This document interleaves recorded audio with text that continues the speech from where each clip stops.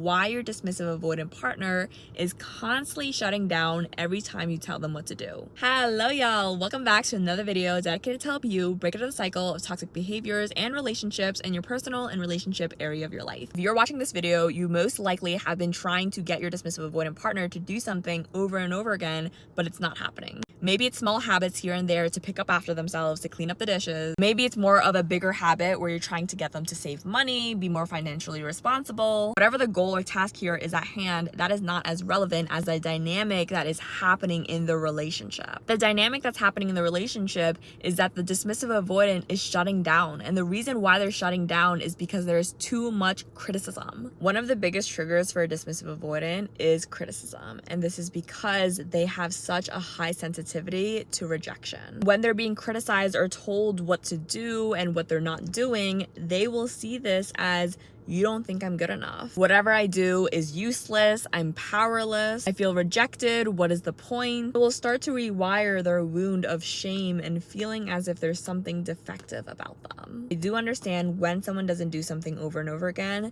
it's only natural for the anxious or fearful avoidant to feel frustrated, to feel unseen, unheard, and misunderstood, and that is why the criticism is most likely coming up. However, we do want to be mindful of how we're expressing that our needs are not getting met. Yes, your needs are important. However, if we're constantly criticizing and being our partner's biggest hater, that is only going to make our partner dim their light and feel as if they're not good enough. And I do want to note that there are partners out there that are maliciously weaponizing their incompetence, and they're doing this on purpose. And if that's the case, then we want to set boundaries, and that's a separate issue and topic that we can dive into. For my anxious and fearful avoidants who have partners who are truly trying to work on themselves, not just with their words, but also their actions. They're slowly showing up with their actions, willingly trying to do research, change some of their habits here and there, then we want to keep note of that. We want to celebrate and encourage that. So easy to stay stuck and fixated on what your partner is not doing, especially if that is the default. Especially if that is the pattern that you've been seeing so far, it's easy to just nitpick and point it out. However, growth doesn't come from a place of guilt, shame, or blame. It comes from a place of compassion, love, and encouragement. And so instead of constantly just fixating on what they're doing wrong, try to create a space of encouragement and love and compassion. Notice when they're doing the work. Notice when they're making these small changes with their actions. Bring it up. Let them know, oh my gosh, I love the way that you're doing this. I see that you're showing up.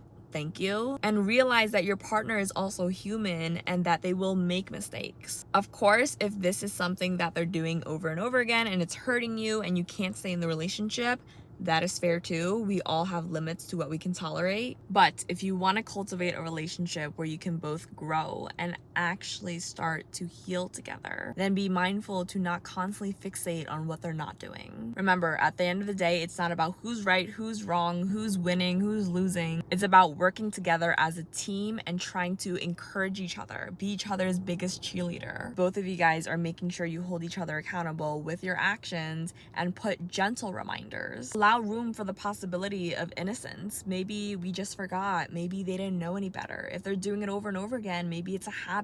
Habits take a little longer to break, but with more consistency, belief systems that are altered, making sure that they are getting that accountability and reminders, that is helpful. With that said, if you're ready to break the cycle of toxic relationships and create healthy ones, book a call with me today. Link is in the description below. Comment down below your attachment style and your relationship dynamic. Subscribe for more, and as always, you got this.